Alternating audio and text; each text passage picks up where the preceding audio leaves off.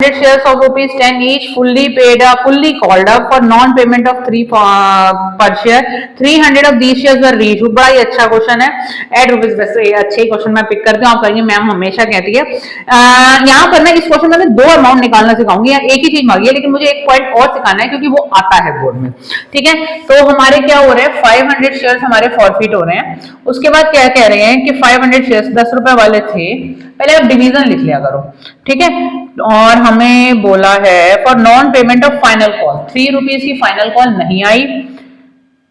और हमारी एक मिनट हमारी फुल्ली पेड है for non payment of final call 300 shares were reissued at rupees 8.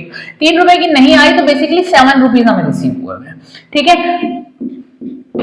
57 या 3500 रुपीज हमारे पास रिसीव हुआ है.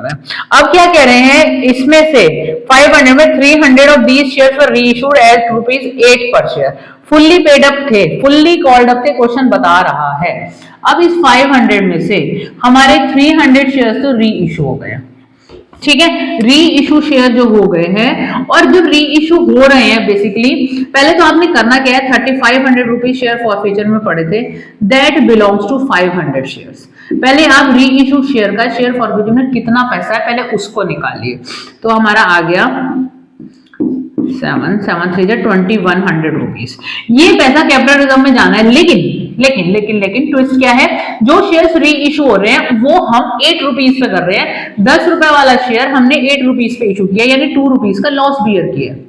और अगर कोई लॉस होता है रीइशू के टाइम में तो वो शेयर फॉरफीचर से कवर होता है. तो 2 रुपीज का लॉस 300 शेयर्स पे यानी कि 600 रुपीज. ठीक.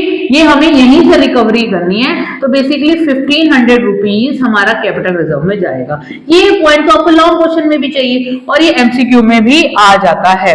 तो अच्छा अब मुझे यहाँ पर शेयर फॉरफीचर की अमाउंट बतानी है. ये जो 200 शेयर्स हैं ये हमारे शेयर फॉरफीचर में ही पड़े रहे. 500 में से 300 गए, 200 हमारे शेयर फॉरफीचर में पड़े रहे.